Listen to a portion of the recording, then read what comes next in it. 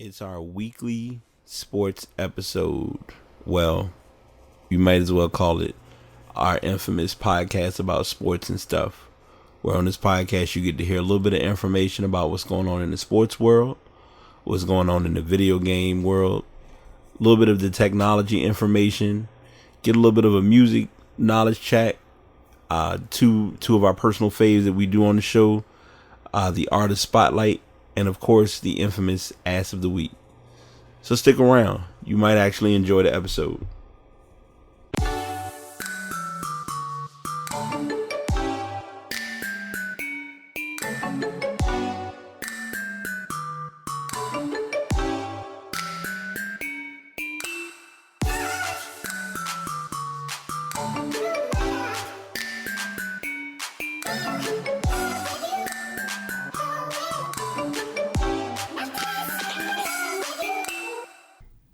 Episode 126.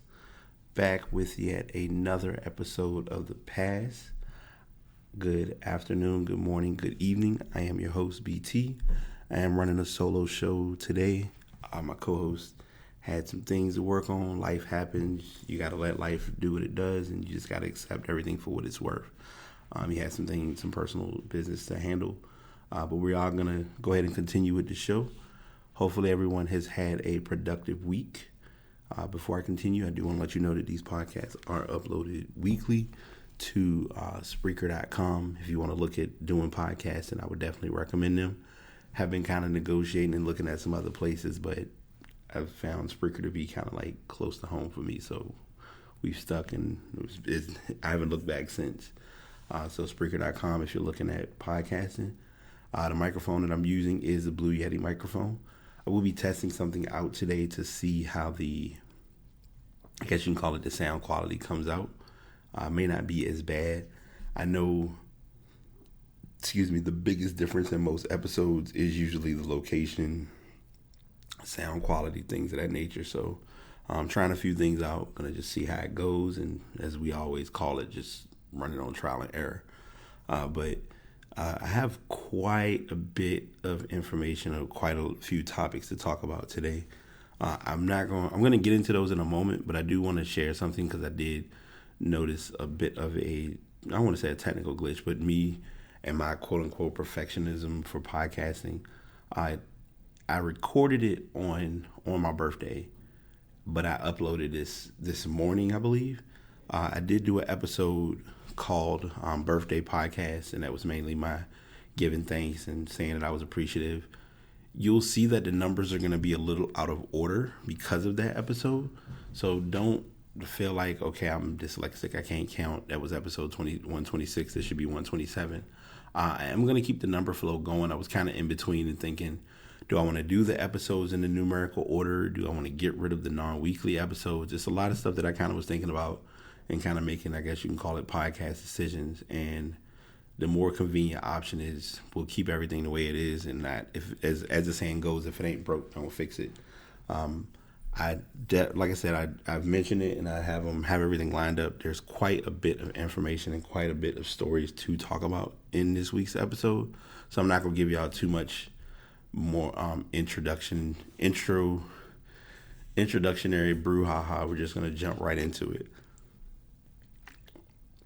And the first story, I think, might be one that tells a lot about, I don't want to say politics, but tells a lot about when sports is involved and how things can kind of pan out. And it was just literally how quick things change in a matter of a couple of weeks. So if you go back a few episodes, the topic was addressed about Ezekiel Elliott, his 6-game suspension. They initially were confirming that he was going to be suspended 6 games. He appealed. The appeal was still going on, and we kind of were waiting to see what the appeal result would be. Well, the appeal result ended up being that he would still serve the 6 games, but then they added a restriction in saying that they would allow him to play week 1, and then he would get to serve the 6-game suspension. I'm going to say something, and I guess it's me being me and knowing football and knowing sports and just knowing the politics of the game. And I know I'm using the term politics very loosely, but it's not because of that. It's just how you just kind of can put trends together and just kind of let it pan out and see it for what it's worth. But it's ironic because week 1, the Cowboys play the Giants, and it's a Sunday night football game. If the NFL knows better, despite those who may or may not support the sport or may not want to watch the game or are boycotting, things of that nature, that's money that the NFL can't afford to lose if Ezekiel Elliott doesn't play. And I know it's weird to look at because you would think, well, I mean, he's one player. How does one player have that much of an impact? But if you have a rookie who had one of the top jersey sales in the NFL playing or not playing in this case, well, in this case he's playing, but if he was not playing, so to speak, then it would have been a very unique situation, a very unique circumstance to occur. But the arbitrator who initially was involved did uphold the entire 6-game suspension. The suspension is upheld, but he is going to be able to play against the Giants. And they're saying that the reason for doing so is because of the timing of the decision. The league then provided a statement as to why he was allowed to play week 1. In the absence of a ruling from Mr. Henderson in the outset, and Mr. Henderson being, because I guess I need to let y'all know who's who. That is the arbitrator. His name is Harold Henderson. So in the absence of a ruling from Mr. Henderson at the outset of the hearing, the judge indicated his desire to have the appropriate time to consider all legal issues before making a ruling. To that end, the judge asked counsel whether it was prepared to allow Mr. Elliott's suspension, if upheld, to begin after week 1, allowing him time to make that ruling. In defense to the judge, NFL counsel agreed that Mr. Elliott would be permitted to play this weekend regardless of the time of the decision. When the decision was issued, the judge advised that in light of the league's agreement, he would allow additional filings and make his decision by Friday. So they did make it clear. The attorneys stated they were disappointed with the ruling by the arbitrator, by Harold Henderson. The only just decision was to overturn the suspension in its entirety. I'm gonna get into that in a moment because it's just crazy. Like stories, when I say you have to keep on your toes with news and with stories, this is no exception to that rule.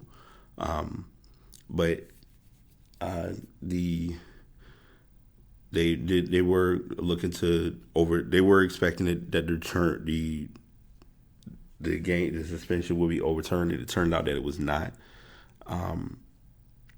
Henderson then was able to find all guidelines for imposing the discipline based on the personal conduct policy.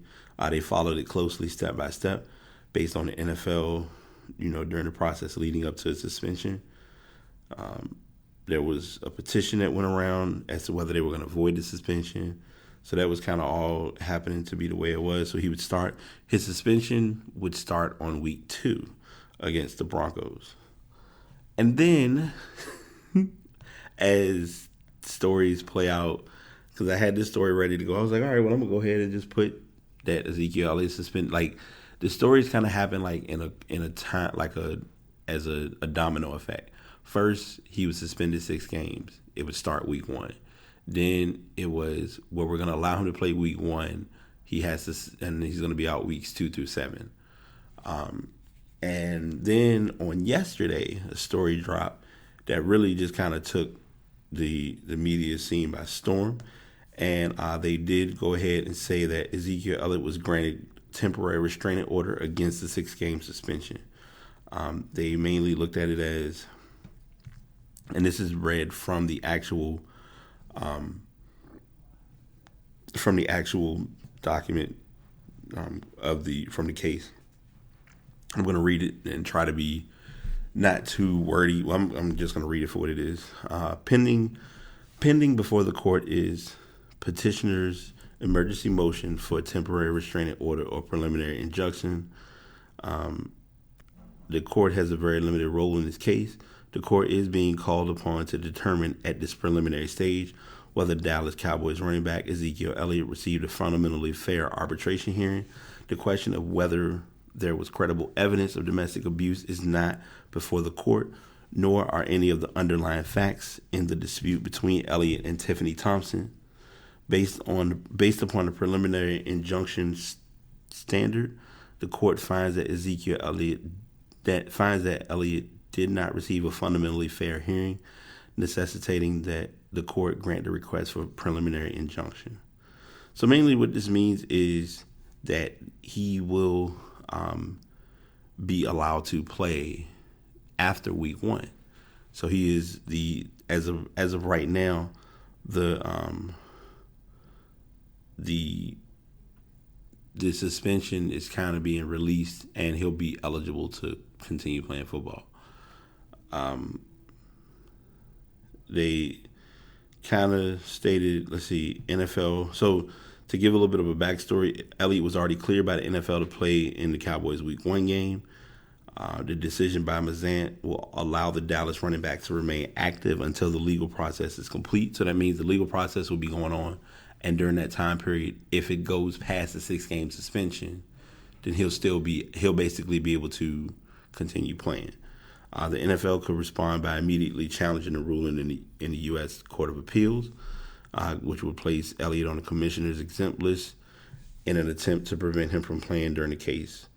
Ultimately, I'm not sure what TRO is. I missed it unless I just wasn't paying attention. Sorry. It's so much information regarding the story that it all just it broke within a matter of seconds.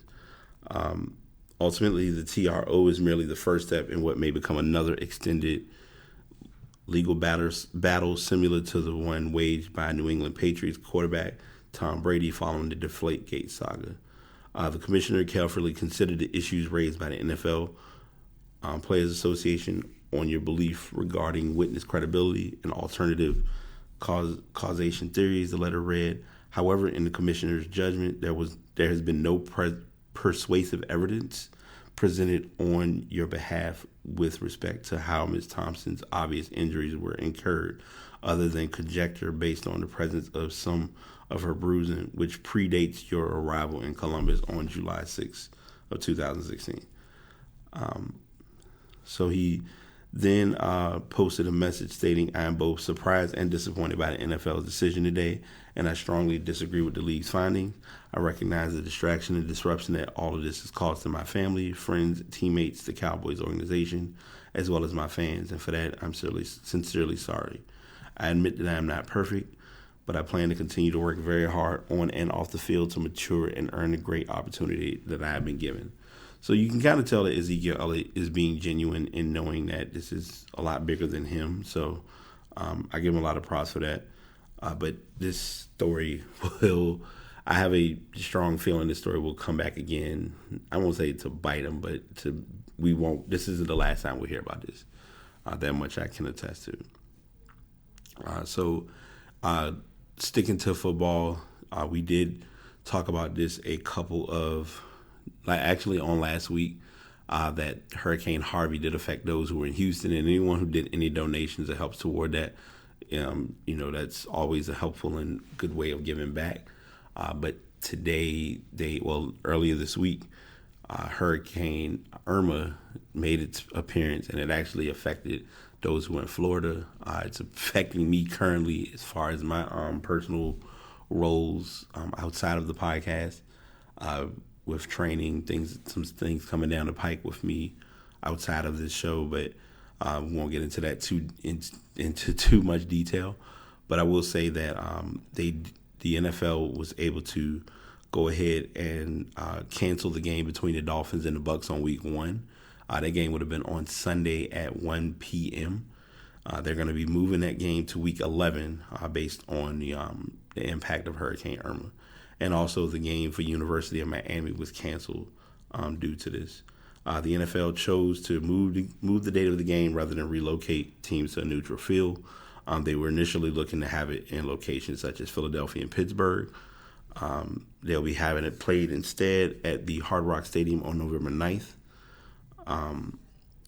That's by moving it to the team's shared bye week. Both teams will now have to play 16 straight weeks, which is pretty. I mean, you may not think that's a lot, but it actually is, because they're getting their bye week on week 1, but they're getting their bye week under duress, if that makes sense.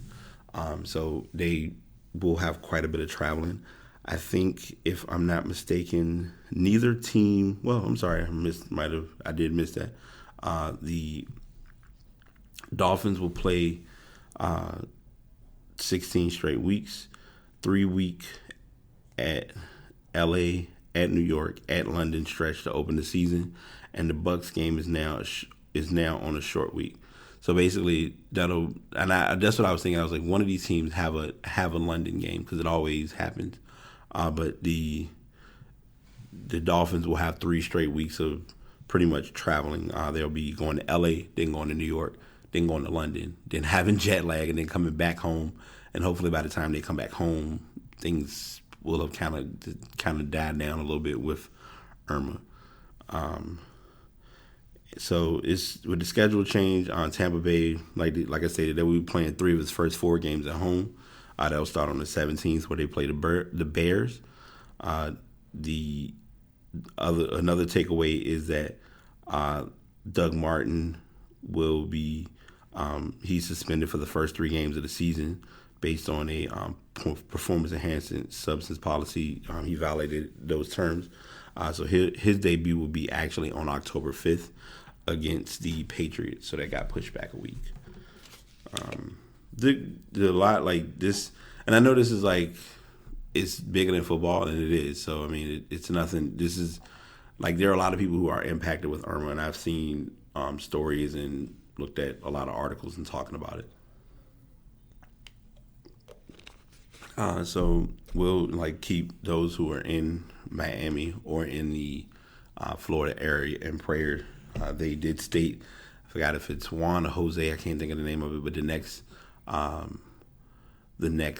hurricane is being talked about as well. So I'm kind of, it's like I'm going from being a podcast who talks about sports, video games, and technology to becoming a meteorologist. So might be my side hustle, but as one of my friends, hopefully she may or may not be listening, but meteorologist show, I'm not going to take your position at this time. But yeah, I wanted to at least make sure I got that story in the mix. So we do have, we have a week under our belts of college football. So what I'm going to be doing right now, we're kind of in, I call it the preliminary stages of college football. You're not going to see much traction or any big noise happen week 1. But I would say by week 5 or week 6 is when you start to kind of hear a little bit more rumble involving college football, because teams have yet to really play any conference games. You're mainly playing like non-conference. A big game that's being played tonight is actually Ohio State and Oklahoma. That's going to be a very big game, and it's a 2 seed versus a 5 seed. I decided, and I didn't put the tab for it, but I'll make sure to do so when I go back and listen and put it in the show notes. There was a big game.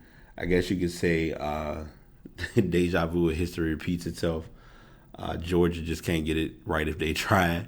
As many of you may remember, we talked about it during the Super Bowl. The Patriots and I'll kind of do it as a mixture. The Patriots played the Falcons in the Super Bowl earlier this year, and of course the Falcons had a pretty big lead. Second half, it was like case of amnesia, and the Patriots came back and won. Ironically enough, the Patriots, calling themselves being petty, did a very kind gesture. Could have made it ass of the week for various reasons, but I'll go ahead and make it kind of an early NFL story. But the Patriots hosted the Kansas City Chiefs for the Thursday night game, and I'll get into that in a moment because I don't have them listed for my projected stories for this week, because I didn't pick their game since it was on a Thursday, and I'll get into that later. But for gesture, they decided to put on the scoreboard 28-3 when the Falcons had the lead, and ended up the Patriots coming back and winning that Super Bowl early in the year. So fast forward to now, you have Georgia Tech playing Tennessee, and it was a pretty tight game at one point, but then towards it was kind of like Georgia's game in so many words, and then Tennessee made some strong strides. Tennessee did end up winning the game based on a bad call by Georgia Tech. Georgia Tech was going for a 2-point conversion. They had scored on one of their drives during the overtime possession, And when going for the conversion, the 2-point conversion, they failed. Tennessee had already scored, so they were ahead by 1 at this point. The easy shot usually in most cases is to go ahead and go for the touchdown, but I'll go for the extra point. But they were trying to make that chance, and they ended up losing it, and Tennessee ended up winning that game. One of their top wideouts had a very strong performance during that game. I'm going to try to see if I can get the story up while I'm sitting here talking to y'all, because it was just a madhouse regarding that game. But yeah, like the Tennessee had a couple of 14-point deficits in the second half. Like I said, they stopped a 2-point conversion in overtime. Okay, good. It's not going to play the video because I don't want the video to play. I want to find the Georgia Tech quarterback, Taquan Marshall, rallied from a 2-touchdown deficit. It was like I said, it was a good overall. It was a real strong game. Georgia Tech ran 96 plays, rushed for 535 yards, finished with 655 yards overall, compared to the Vols, who only had 59 plays for 369 yards. Trying to see if they have because there was a wide receiver who was playing in the game who literally did majority of the effort on their team, and I'm probably not going to find it because it's the moment that I need it that I can't get to it. Let's see. Callaway was their true go-to guy. He did a lot of Marquez Callaway did a lot of dominance in that game. Number one, their wide receiver. He's a sophomore, so shout outs to him. Like I said, going over the list of games, well, not really a list of games, but rather the top 25. It's kind of a coast. Florida State did lose their first game, so they dropped 7 spots. USC is 1-0, but they dropped 2 spots, which, it's just the way of the college guys, I call it. Stanford and USC play tonight. That's going to be a big game because that's going to kind of impact it's going to kind of set the standard for the Pac-12. Pac-12 is important, especially when it comes to the playoff grind, because if you look at the playoff monument when it comes to the 4 teams playing for those 4 playoff spots, an SEC team is likely to make it. It's kind of bad because you don't want to say Alabama is a shoo-in, but Alabama, literally, the only reason Alabama won't make the playoffs is if they just shoot themselves in the foot by doing something stupid. Let's see. Clemson was the champion last year. So I mean, you have that balance of the imbalance. You get your, usually there's as far as your powerhouses, you get your Pac-12 team, your SEC team. If things go according to plan, an ACC team, depending on scheduling, and the 4th spot is always up in the air. In this case, right now, if I was really taking a good shot at a team who would really make a mark or make noise, it would probably be Ohio State. Of course, they have their Big Ten play-in matchups. I mean, not playing, but a lot of their matchups should be pretty solid. They play Penn State this year. Penn State and Michigan are going to kind of be their 2 roadblocks that they got to run into because they beat Indiana with ease. That's just the best way to look at it. And then as far as the Big Ten, it's really not much of a tournament or a playoff game. Now, I won't say a playoff game, but it's not really a championship game for Big Ten. It's kind of whoever has the best record and whoever walks out. It's because typically, as you know, once Ohio State plays Michigan, then all bets are off. So we'll keep our fingers crossed and keep our eyes open with that matchup between those 2 teams. Now, I have a link that shows the teams that are playing. I usually would have a better option. I went ahead and printed my own copy, and this will kind of give me the opportunity. I'm making an early announcement, and this has this has something to do with the podcast, but it doesn't have anything to do with the show itself. As many of you know, and as many of you have been listening, these episodes are usually uploaded every Saturday or Sunday. Effective, I would say probably in a few weeks. The schedule will kind of change a little bit, but it'll change for the better, and I'll explain why in a moment. I will be looking to record episodes possibly in the middle of the week. I haven't really solidified a date yet. I would likely or strongly want to do it on Wednesday, since that gives me kind of the cushion for football. Since with football season being the way it is, and then basketball kind of being sporadic and random. Because I have done research, I've done study on it. The best time for most people to do recordings or to have shows be available is on a Tuesday, because that's the one random day that you really kind of have like an open mind of just, hey, I might want to sit and listen to a show or kind of kill some time. So the reason for the change is based on my current employment. I did kind of briefly mention this earlier. I'm taking on a new role. Like I said, I tell you all the time, I'm not telling positions, titles, names, companies, nothing. I'm just telling you that I have a new role that I'm taking on personally. And because of that, it will be impacted on shows because I will be working on Saturdays. So I won't be available to do any recording. And I can't record while I'm at work. So I'll go ahead and just, like I said, the shows are still going to be the same. The content's going to still be phenomenal because you know this. No, in all seriousness though, I really am going to make sure and make it my personal goal to give my best effort towards the show, because I don't know if you all may or may not realize it, but content has been my number one stress for myself, is just giving good content as well as giving good quality content. And when I say good quality, I mean it as giving good content means that I'm giving you information and talking about stuff, but good quality means that I'm making sure that I'm taking the time to give you all what is going on with things going on around with whatever's happening within the sports world, techie world, news, etc. So I wanted to share that with you all. I know that's kind of like a random stint or random rant. I said Wednesday. Like I said, it may be different. I have to, of course, and I'm saying this from my perspective now, I have to check with my co-host because there may be changes on his end too. So we'll collaborate on that, and I'll come back and give you a full overall scenario of what's going to happen. And we'll talk about it. It'll probably, like I said, it's a strong possibility it may be addressed next week. But we'll see how it all comes out and how it pans out from that point. But going into the schedule, I was not the greatest of pickers for football last season. So this year I'm giving it a go again. And I know last year it was fun because every attempt that I had of trying to pick teams, it happened and it wasn't the greatest, but I learned from it. And that's just the best way to put it.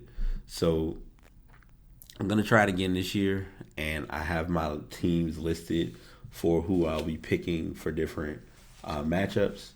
I'll go ahead and tell you in advance and give you a disclosure or disclaimer early. I did not pick. Well, I put a team down for a week for the Thursday game. Of course, I got it wrong, so I'm glad I didn't have that chosen. But Kansas City, I was between Kansas and New England. I picked Patriots. So we'll go ahead and start on the Sunday games and the 2 Monday night games because I'm sorry, y'all. I apologize. On week 1 on Monday night, you get 2 games. So we'll go ahead and jump into those, or jump into all of the games slated. So for the 1 o'clock games, I have Jets and Bills. I have the Jets. Falcons at Bears. Have the Falcons. Baltimore at Cincinnati. Baltimore, something crazy happens. Pittsburgh at Cleveland. There's not really a strong status about their defensive end playing, so I'll be picking Pittsburgh. Arizona at Detroit, probably my wild card, Detroit. Jacksonville at Houston. Picking Houston, I kind of wanted to pick Jacksonville, but I don't know what Blake Bortles I'm going to see. Tampa Bay and Miami, like I said, we won't be choosing that game because that game's not going to be played. Oakland at Tennessee, I'm actually taking Oakland. Philadelphia at Washington, tough matchup. And a lot of these, I'll get into another thing that's going to kind of tie into this a little bit too. Philadelphia, I'm picking that. Philadelphia and Washington, I'm going with Philadelphia. Colts at Rams might be my surprise pick. Another surprise pick. I'm picking the Rams. And these are the 4 o'clock games, by the way. The Colts was one of those 4 o'clock games. The Seahawks against Green Bay, I'm picking Seattle. course, as per protocol from last year, if Carolina plays, unless something stupid or crazy happens, I'm picking my team. Carolina at San Francisco. I love my 49ers fans. I normally hear about it when when the smoke clears Monday, but I'm picking Carolina. The 8 o'clock game, or the primetime game, New York at Dallas. Zeke Elliott is playing, so I'm picking Cowboys. For the Monday night games, first game, Saints at Vikings, picking the Saints. It's going to be interesting because that'll be Adrian Peterson's first game against Minnesota, and it's in Minnesota, so that's kind of ironic. And the final game, Chargers at Broncos. I mean, Von Miller, what more can I say? Picking the Broncos. You don't really need much of a strong offense when you have a top-notch defense, as Denver has been showing the past couple of years.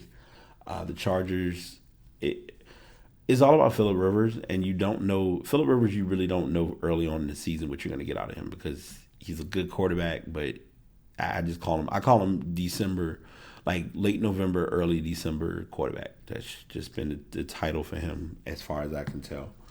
So those are my picks. Like I said, I have them written down. I can print this off or make a page, customize a page where it shows my choices highlighted, so that way no one thinks that I'm like not picking who I said I was going to go for. And I'll be marking these games off as they're played on tomorrow, between tomorrow and Monday, to make sure that I don't miss a beat as far as who won or who lost. So we'll have that be our trend. Like I said, last year I didn't have the greatest of luck schedule-wise. And then it was kind of tough because, and I'm talking about this on a personal level for me, I was doing them and I got into it. And then I think because my personal drive was not into the show or into podcasting for whatever reason, I didn't challenge myself like I wanted to with really seeing who would win what matchups at what point. So it didn't really, it kind of played into how I picked a lot of games. That's not an excuse, absolutely not.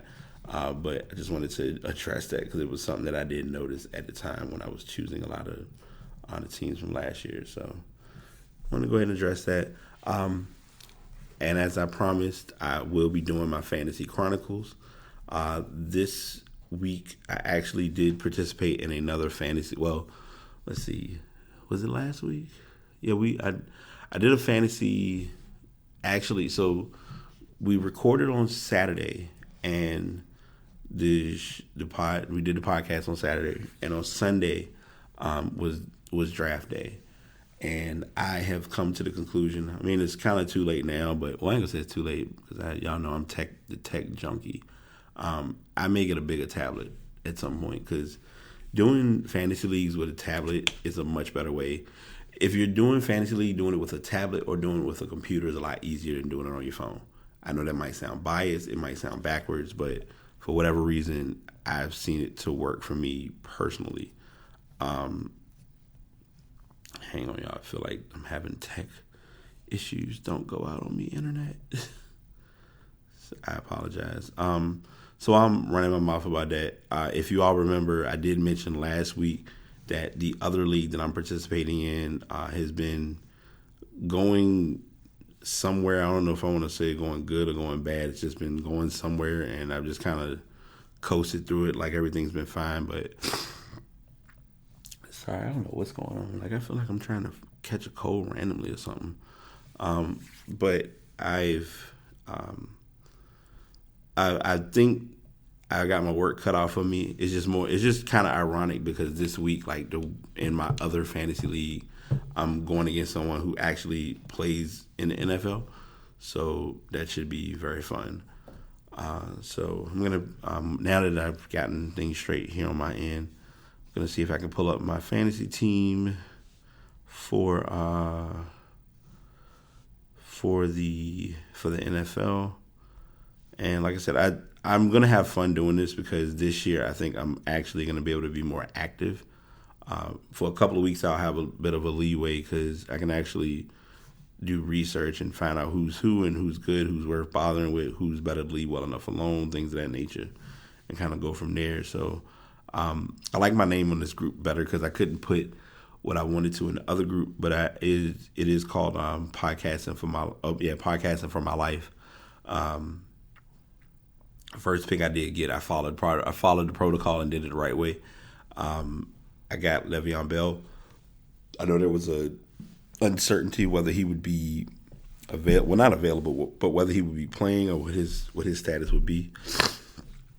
But I did get him. Sorry, I apologize, y'all. Like, I normally am good, but for whatever reason, I randomly have gotten, and I'm not sick. It's just random nose running, so I don't know.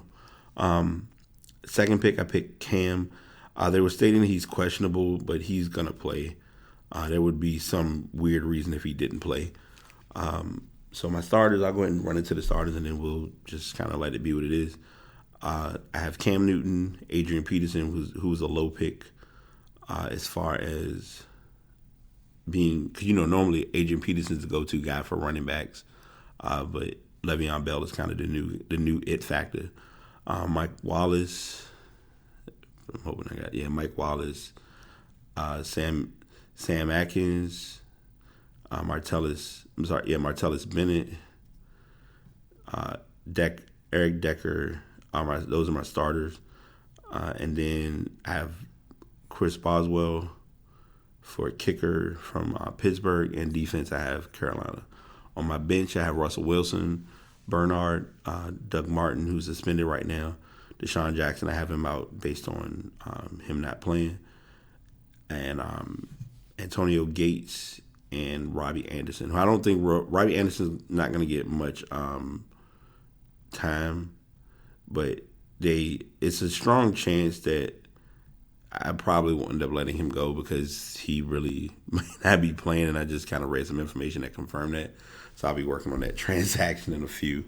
But those are my teams. That's my team as far as for fantasy league. So when I come back next Saturday, either I'll come back with great news that I had a good fantasy run, or yay, another year of fantasy and I'm the buffer. My mindset of it, and I always say it like this, is my goal is to just not be relegated and not to have a bad year. So I'm trying to think, do I have any other football? All right, I think so football we're covered. I'm going to now kind of segue a little bit into some basketball. And I know I wouldn't have had any basketball. I would have had a basketball story, but I wouldn't have had this one as one of them until I happened to look at TV, which I'm starting to do now, and I got to readjust to that again. But there was a Hall of Fame enshrinement, or there was a Hall of Fame enshrinement ceremony for the NBA, and the individuals who made it this year were Zach Clayton, Nikos Gallus, Manny Jackson, Tom Jernset, Jared Krause, Rebecca Lobo, George McGinnis, Tracy McGrady, Muffet McGraw, and Bill Self. Bill Self, if any of you all know, coach with Kansas, well deserving of it. They brought up, they addressed there was a statement that was addressed, and it was a very funny statement made about Tracy McGrady and him feeling like he deserved to belong in the Hall of Fame. And I'm going to get into that, and I'm kind of changing the mood a little bit because the sun just came out, so I don't really need much light. But is Tracy McGrady deserving of being a first ballot Hall of Famer? No. Am I salty or hating on the fact that he made it? No, because if he was deserving of it, he made it. It is what it is. As far as his marker, his staple on the game, it's a little different for him because he was not your average small forward as far as when it came to the high school straight to pro crew, guys coming out, because he truly was a guy like, everyone looks at LeBron James and they automatically know of, hey, this guy can play X number of positions and plays them well. No problem, no knock against that. I won't take shine from what he does. On the other side of it, how I look at it though is I feel like Tracy McGrady was great with scoring. He was decent with defense, but there are always those accolades that kind of stand out as to why you can't argue that he's in the Hall. He made multiple All-Star appearances. He was MVP contender. He was a contender for NBA MVP a couple of times. There, like I said, there are things in place. I'm going to see if I can find a kind of a brief bio on him, and that'll kind of clarify whether it's a good show or a bad show, if you want to look at it as such. So as far as his career, he had a lot. All right, so we're gonna go. He was a seven-time NBA All-Star, 2-time All-NBA first team, 3-time All-NBA second team, 2-time All-NBA third, 2-time scoring champion, most improved player in 01, CBA All-Star, Mr. Basketball in 97, and All-American in 97. So those accolades, yes, I get it. I wouldn't even push any of it to the side. I mean, the NBA, even at that time, I mean, defense exists and defense is important, but defense is not as big of an impact as it used to be on the game. So, I mean, it's he's deserving of it, but I wouldn't have pushed it and automatically saying it was obvious or evident that he should have been a first ballot. But that's my opinion. I'm also not going to knock or take away from what he's done. Rebecca Lobo, I caught a brief stint of her speech. She was, as a basketball player for UConn, she was a beast.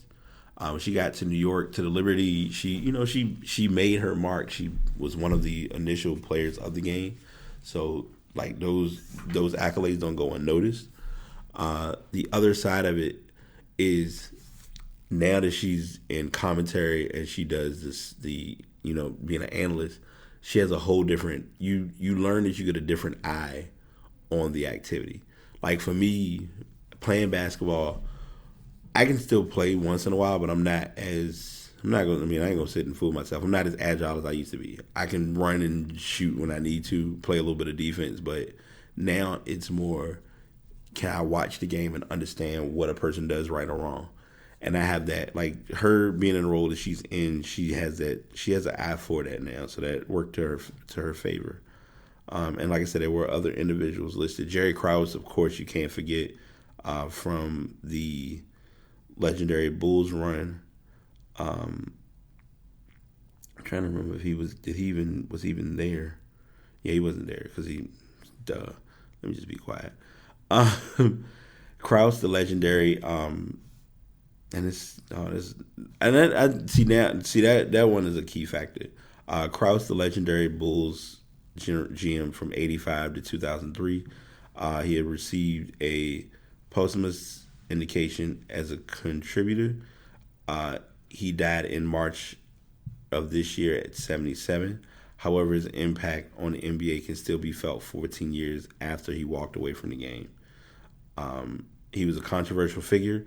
He built the Bulls teams with head coach Phil Jackson, Michael Jordan, Scottie Pippen, that won 6 titles in an 8-year span. A lot of people wonder if Jordan had not retired or played baseball, would they have won more championships or ran like a strong dynasty?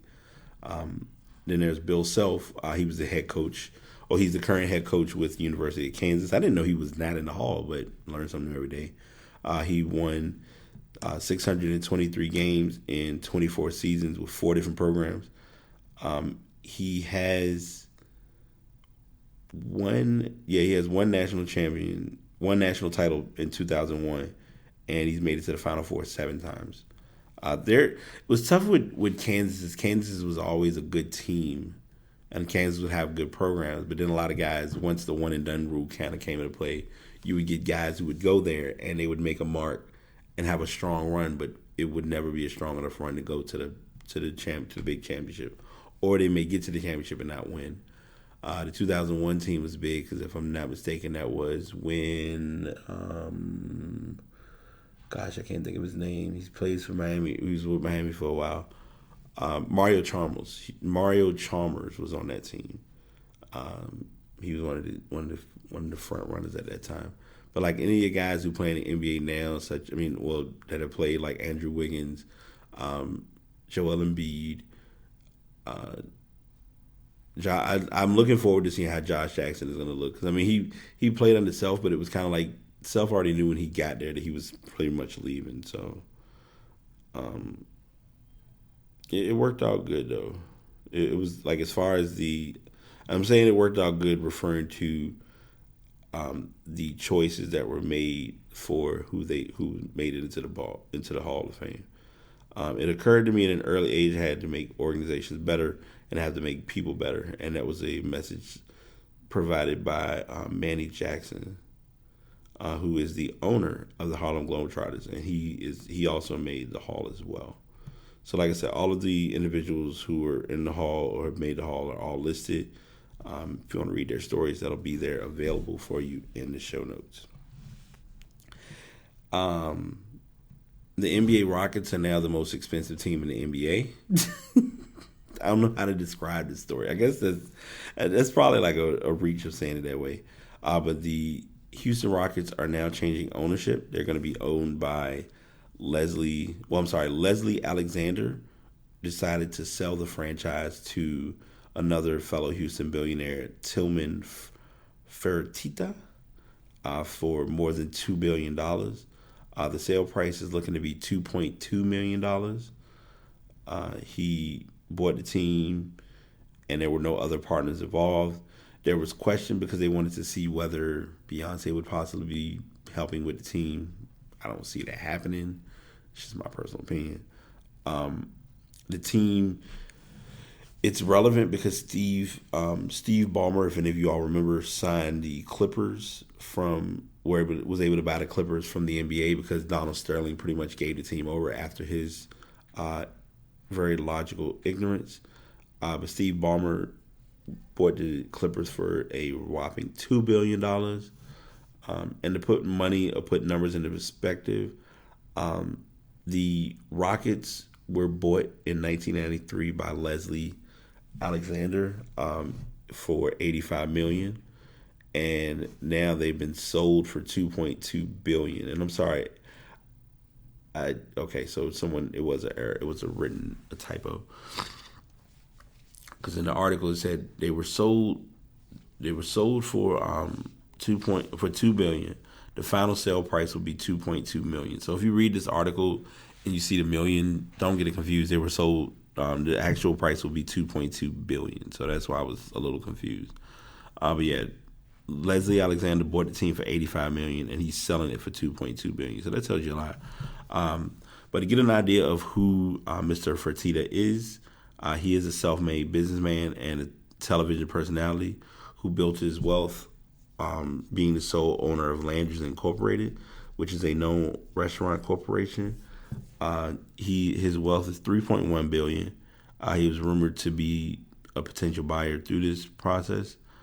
The value in buying the Rockets, they have the third best record in the league, or they had the third best record in the league last season. They have James Harden, who's been an MVP runner-up for a couple of years. They have him up until 2023. They also have Chris Paul, who will be joining their backcourt. And then you also have a very innovative front office and coaching staff. And there's speculation and wonder if there will be more sales like this happening. They stated in here, if you're looking to buy a team now, this is probably going to be like a hot commodity of buying teams, and it's going to kind of be on the basis of if NBA teams are available or if teams are willing to be bought. Because some teams, when someone buys a team, you don't know what they're looking to do with that team, and that's, every team is different. I know one of the things that I'm looking to see happen soon, or either an expansion team may come in, but they'll have to, either an expansion team will come in or a team will be converted to this occurring. But I see the Seattle Sonics coming back.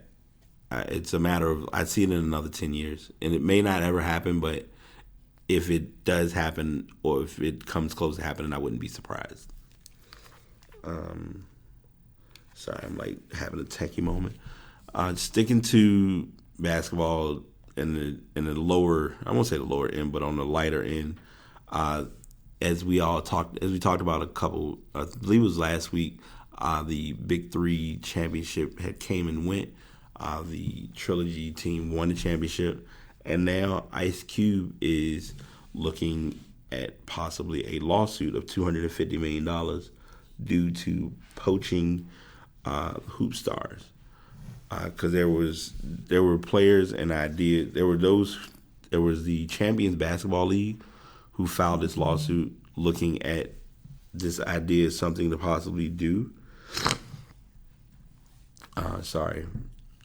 The CBL. So Carl George alleged that Big Three founder Ice Cube, along with the co-founder Jeff Joyance, got close to CBL brass and players to steal ideas and goods after the 2014 launch.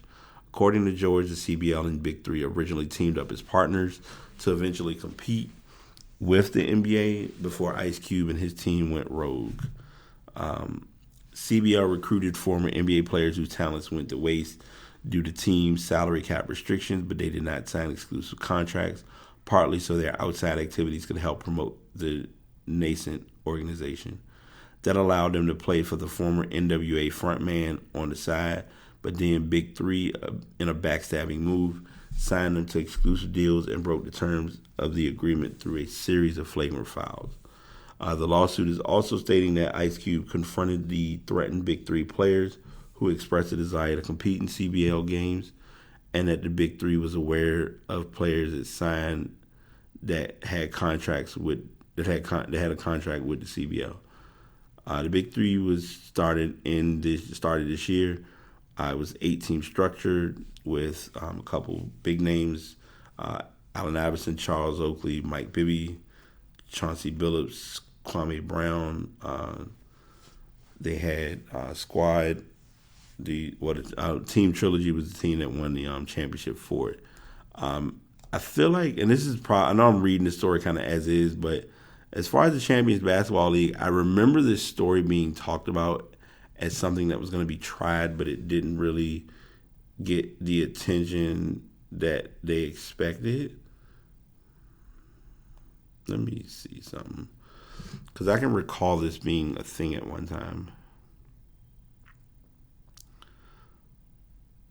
Yep, okay, I do remember. Seeing stars, LA fans can be owners.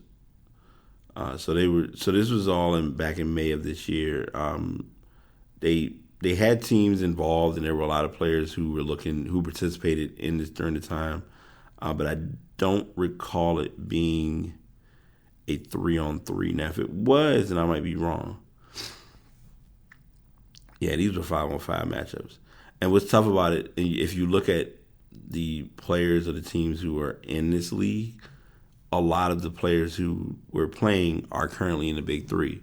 So it could have been, I mean, yeah, they may have lost it or not had maintenance of it, but I think Ice Cube kind of carried the idea and got more out of it than what the CBL was looking to get. So that's money that was lost out. And then what's even heavier about the story is if you look back at it, the CBL, I couldn't tell you who any of the teams were or where they played.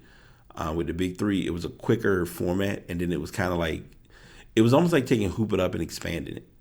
But you only had these teams playing. Like it would be 4 games a night, and they would play through each match, and it would be at one venue, and they picked like top-notch venues at the time. So to be able to get a game at Rupp Arena, that said a lot.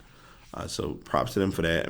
Hopefully this lawsuit, we'll keep an eye on this story if it comes back and actually something comes from it, and see what happens. So that is the sports segue. This is the sports segue. There will be one other sports story that I'm going to get into in a moment or later on. It's very weird, but some people just can be stupid in what they do. But we'll talk about that later. And it's coincidence because it's kind of like a mixture of sports and tech, and I'll explain why when we get to that point. But going into the tech world, Apple has been trying to do the right thing. And as an Apple user and Apple owner, as you all know, I have a Mac. and I'm using my tablet, my iPad now. It's not me talking about like, oh, I got technology. Look at me, I got money. It's not the case. Still bills, but Apple has been kind of pushing the idea and presenting to others about giving back as far as students. If you're in school, that if you buy a MacBook or MacBook Pro, that you would get a pair of Beats headphones for free. But what's kind of odd about it is the technologies aren't playing nice. So here's where I might have said this on the show, or I've talked about this in general. I understand where Tim Cook is going with what he's doing, but I feel like Steve Jobs, if Steve Jobs was still on the scene, it would be a little different. Like, I personally love the current Mac that I have now. I love it strictly because of the fact that I can hook up actual USB products to it. When the new Macs arrived, it was goodbye USB. We're going USB Type C. You have different. So right now, as a tech user, you have USB-C, you have micro USB, you have Thunderbolt, you have Lightning, you have all of these connections, and everything can't play according to what you're using. Like for my tablet, and I'm thankful that I got an iPad 4, a Mini 4, because my Mini 4 and my phone both can be connected using one charger. Love it. Makes sense. Of course, now the watch is a little different because you got to be able to, it's got it on the back, so you don't have any way of being able to kind of get around it. But I'm talking, so now to look at it from the techwear, my Power Beats run on a micro cable, micro USB. My Beats Solos run on a micro USB. The Beats X that I just bought, I don't really use them anymore, but the Beats X, they run on the Lightning cable. So if I needed to charge my Beats, if I need to charge my Beats X, my tablet, or my iPhone, I got a charger for that, and I'm good. How they mention it is, and I know I gave that like a whole different perspective, but despite all that's going on in USB-C with its laptops, no Beats headphones support the increasingly popular connection standard. The headphones Apple has been offering to students includes the Solo 3 wireless, which use a USB to micro USB, and the Beats X, which use a USB to Lightning cable. So in the end, if you get a new laptop with a USB-C connector, you still have to buy an adapter to plug in your USB cord to plug in your charger that would go to that computer. The Beats just announced, I'm not sure if this is new, which I didn't realize. Beats, yeah, they actually are new, just because I just saw them. Apple doesn't see it as an issue because they brought out a new pair of headphones, which are the Studio 3 wireless. Might be getting those prepared for a review. That rely on a USB to micro USB cable. That means there'll be even more people who will have to hang on to an extra cable and adapter in order to charge their products. It's not an Apple-like approach. With its own products, Apple tosses off standards before they're ready to go, with little concern for its customers' frustrations. Just see its transition to USB-C and its move away from the headphone jack. The headphone jack already was, a lot of people were livid about that because it was like, well, that's what most people wanted to go with. But it's surprising that they're sticking to the Beats, to the older standards, especially for a high-end product. Someone posted a tweet, and the tweet kind of tells everything. In order for you to charge each of these devices, it's literally a challenge. If you're charging your iPhone, it's a Lightning charger. If you're charging your MacBook Pro, it's USB-C. If you're charging your Beats headphones, it's a micro USB. This is something that'll be frustrating for people buying into Apple's ecosystem. If you have a MacBook, an iPhone, and a pair of Beats Solo 3s, you'll need 3 different cables and up to 2 adapters, especially if you're trying to plug it in through the computer.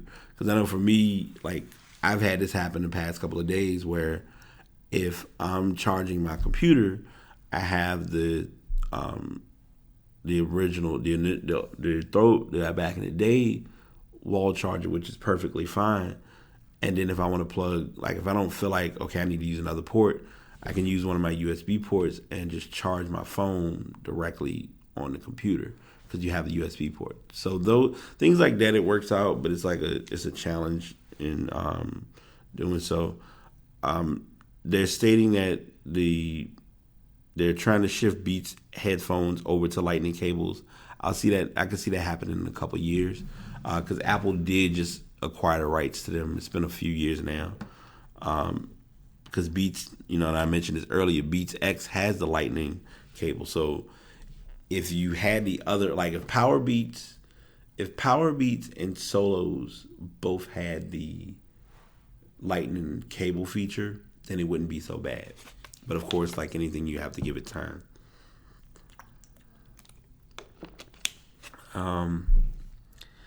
We're 3 days away from the unveiling of what is supposed to be called the iPhone 8.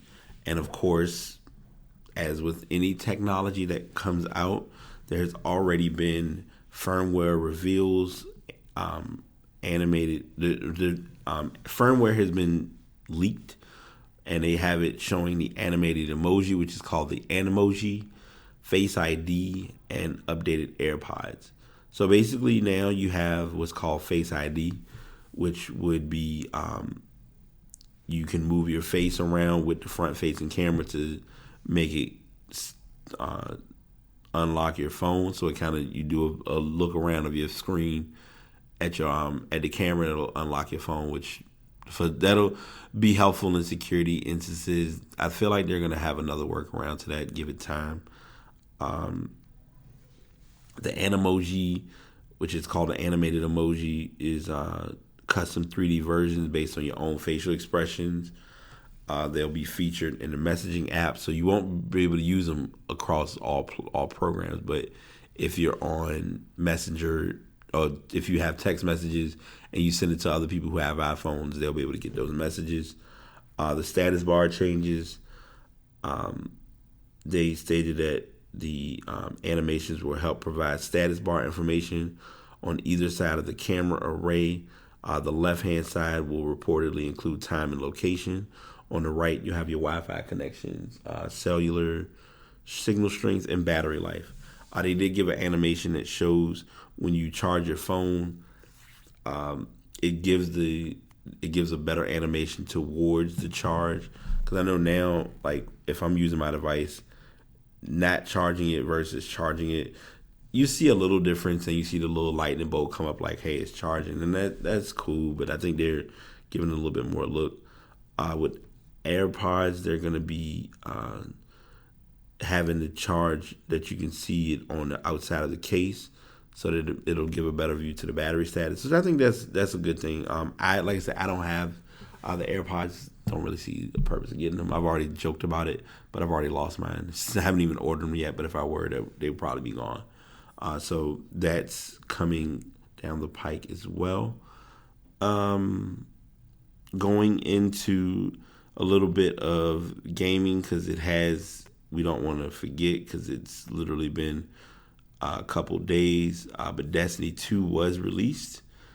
So far, it's been mainly just a lot of people have been progressing through the game. I'm going to say this, and this is not to shoot anyone in the foot. It's more your PlayStation. It's a PlayStation targeted game, but if you have an Xbox, it doesn't mean that you can't play it, because it is on Xbox as well, or of course PC. It's grindy like the first Destiny, which I expect nothing less from that. The game released on September the 6th. The simplest way of putting it, and then someone posted, they have an article in that's listed. It says, of course, all of this still feels like Destiny. The new social space, the farm, is functionally the same as the tower in the original Finding loot and switching out your old gear still takes up a significant portion of your time. Enemies have been tweaked, but they're not wildly different either. That's not necessarily bad, but it also makes me wonder if I'll see Destiny 2 as a sequel rather than a half step forward. The longer I play and the more I grind and repeat. And that's so I'm always, I talk about this every so often when talking about video games, when talking about buying games. Anyone who knows me knows I don't buy a lot of games like I used to. The last game I literally bought probably was NBA Playgrounds, and I haven't played that as much for different reasons. And that's one of the biggest reasons, which I'm going to state with Destiny, as to why I've been kind of distant with Destiny, is replay value. If you buy a game today, how likely are you going to be to play it in the next week? If it's not in the next few days, then that's not a good thing. Like, GTA has been out now for 4 years. And GTA, anyone who talks about it, even with, all the updates and everything that's come to the game, you want to break open GTA and hop back online because it brings in that nostalgia. And anyone who was a GTA fan from GTA 3, even GTA 2, or the original GTA, will tell you they like playing GTA because of that replay factor. So that's how I look at it with Destiny. Destiny will probably be a good game in the long haul. I just know it's never been like high on my list of games to play, but it doesn't mean that it's not a good game. The game that I always compare it with that kind of has that carrot is Call of Duty. One time Call of Duty was enjoyable. Call of Duty became I won't say challenging, but Call of Duty became more esports focused. Destiny, you're not going to run into esports. If anyone expects Destiny to ever be esports, you'll be waiting for a long time because it doesn't have that functionality to be meant for that purpose. It's Destiny without the BS. It seems like the sequel Bungie needed to make, not a fundamentally different experience, but improved enough over its predecessor to reel veterans back in and attract people who skipped the original Destiny. And just like I said, the game is out now. It's a matter of how it holds up, or how does it kind of blend in. Like, how likely are people going to be to play Destiny 2? So that's where we stand with Destiny 2. If you are looking to get it, like I said, it's on PlayStation, Xbox, and PC. I don't know why I'm thinking that it was on another system, but I don't believe it is. We'll double check very quickly. Next week I'll be better, y'all. I'm so sorry. Normally I don't have random cooties like this, but yeah, it is on. It's currently out on PlayStation 4 and on Xbox. It is $60. It will be coming out on PC on October the 24th. So you have a little bit of a wait. It'll probably be, I'm not sure why the distance between the two dates, but it's probably to give those PC gamers time, because you got a lot of folks that's still on the Overwatch grind, so there's that factor. So now we have our artist spotlight, and like I said, we'll be sticking kind of to the soul singers. I don't want to call this the diva Mount Rushmore, because that's not even close. Because I do have one other artist, and I'll be sharing her next week. But this week, I will be doing Gladys Knight. Anyone who knows about her, you usually would know the name Gladys Knight and the Pips, or Knight and the Pips. She was a huge artist from Motown. Neither one of us came out in '73. She has a lot of hit singles. I don't know why I say I haven't, but I heard it through the grapevine. Friendship Train, It Should Have Been Me, The End of the Road, If I Were Your Woman. Like, a lot of songs she did, other artists sample. When I look back at it, because I remember hearing Alicia Keys doing If I Was Your Woman, and when I heard when I heard Gladys, I was like, oh, this is where it all sampled from.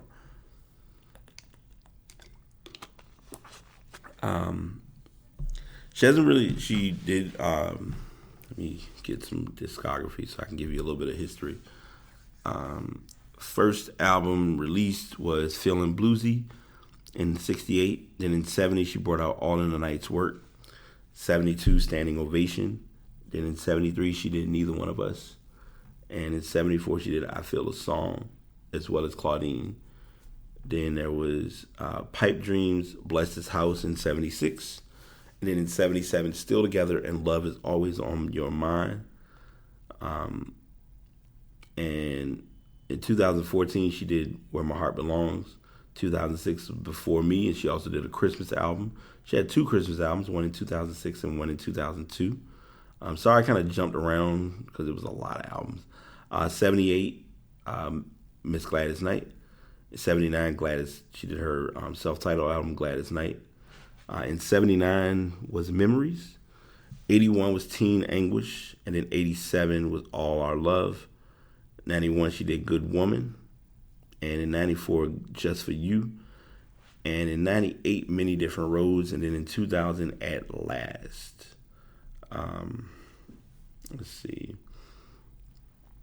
The group, and when she did the Pips, the group members were briefly superstars from 73 to 74. They did the hit single Midnight Train to Georgia, I've Got to Use My Imagination, and You're the Best Thing That Ever Happened to Me. It ranked as some of the best material. Knight then moved toward an easy listening and adult contemporary direction, and she kind of maintained that up until this point in her career. She performed separately from the Pips. Her days as a high charting star ended back in the 70s, but she still remains fairly popular. Like, you'll always, if you talk about, like I said, the other artists that we mentioned, Aretha, Patti, Gladys, you would put Gladys in that mix. Like I said, the artist I have next week is definitely going to be a true classic, because I like I said, this wasn't music that I personally grown up with, and I said Aretha, but I'm sorry, Anita Baker. It was good music, and you don't get good music but so often. So she worked with, by being part of Motown, she had the opportunity to work with the Supremes, Marvin Gaye, Temptations. It was the main, with the Pips, it was the mainstream of Motown's Machine Well. It scored some huge hits. Like I said, I mentioned those earlier, Friendship Train, and I heard it through the grapevine. So Gladys Knight was, you don't think of, like, when it comes to 70s and 80s music, Gladys Knight was in that mix. It was like an under the radar, but she still did good music type of flow. So that's why I had Gladys Knight as the artist spotlight this week. I'm segueing slowly into this last topic because I've heard stories and had seen things happen, but I think this one might be the dumbest of all. Ass of the Week this week goes to the Boston Red Sox. And I'm talking about this coincidentally because this is probably one of the first times in a while that I didn't wear my Apple Watch, because usually I'm always have my watch on, but today I kind of just didn't really do the watch because I'm wearing my purple band. And if any of you may or may not know, October is Domestic Violence Awareness Month. So I will be doing different messages or different facts about domestic violence starting in October. So I'll be implementing those into the podcast as well. But the Boston Red Sox decided against their rival team, the Yankees, to steal signs. And the way they did it was using the Apple Watch. Most times you would, typically the tradition was you'd spy on a team and kind of pick up on plays and see what they were or weren't doing. But the investigators with the MLB have determined that the Red Sox, which oddly enough they're in first place in the AL East, and could have a chance to head to the playoffs, executed a scheme to illicitly steal hand signals from opponents' catchers in games against the Yankees and other teams. The inquiry began 2 weeks ago after the GM Brian Cashman filed a detailed complaint with with the commissioner, that included video the Yankees shot of the Red Sox dugout during the 3-game series between the two teams in Boston. The Yankees contend the video showed a member of the Red Sox training staff looking at his Apple Watch in the dugout. The trainer then relayed a message to other players in the dugout, who in turn would signal teammates on the field about the type of pitch that was about to be thrown. The investigators corroborated the Yankees' claims based on the video the commissioner's office used for instant replays, and the commissioner's office then confronted the Red Sox, who admitted that their trainers had received signals from video replay personnel and then relayed that information to Red Sox players. They responded. The Red Sox did respond, filing a complaint against the Yankees, claiming that the team used a camera from the Yes television network exclusively to steal signs, an assertion that the Yankees then denied. There's the $1 million factor. The big question now is if there will be any penalties involved with this. I feel like there's going to be this is not going to be a slap on the wrist. They're going to come down on them if they actually are found guilty and deemed for this, because it could affect let's say the Red Sox have a good season, a good run, and possibly make it to the World Series. If they make it to the World Series, or they win the World Series, they win the pennant, then you come into the question of the play of, did those games that they won with a reason that they got into a higher seed? Like, those factors come into play when you have stuff like this occur. So currently they're looking to do a thorough investigation. And I'm sorry, let me go back. They're not sure if any penalties will be involved. The Commissioner Rob Manfred will issue against the Red Sox and order a more expansive investigation to figure out the extent of the Red Sox sign stealing system. It's unclear how to proceed with the counter complaint. So this is something, and I was talking to somebody about this randomly in another conversation. When a story comes up and a team investigates or alleges that someone did something, the story of what was alleged versus what happened, based along with if there was any witnesses involved, has to all corroborate or come together. If it doesn't come together or it's not on the same accord, then it's already going to look suspect or sketchy to begin with. As far as this goes, there will be a thorough investigation done, and there's no issue with continuing any further with finding out if this has been an ongoing issue.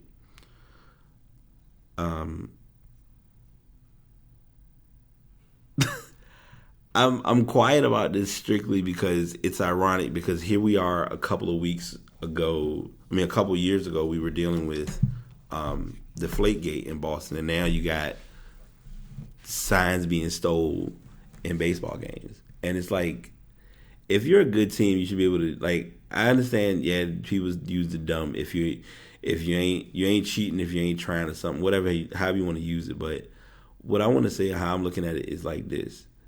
If you have to go that far to win, then it's not worth winning. Just plain and simple. I feel as though there are other ways that you can get wins, and that just does not have to be the way to do it, in my personal opinion. I don't, even with me doing podcasting, it would be bad if I sat and said, okay, I'm going to record an episode on this day, but I'm going to make you all believe that I actually recorded it on this day, when in reality, it's going to come together like, well, why didn't you just record on the day that you said you were recording? Just tell us that, hey, I recorded early for whatever reason.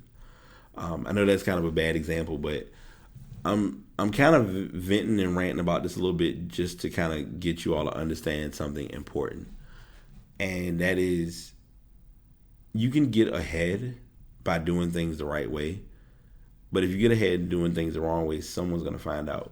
couple weeks ago, even though they weren't ass of the week, we talked about it with the Magic, or with Magic Johnson and with the Pacers, and whether there was tampering of Paul George not becoming a Laker or trying to become a Laker, when it was then found out that that the Pacers weren't even the team that mentioned or blew the whistle on it.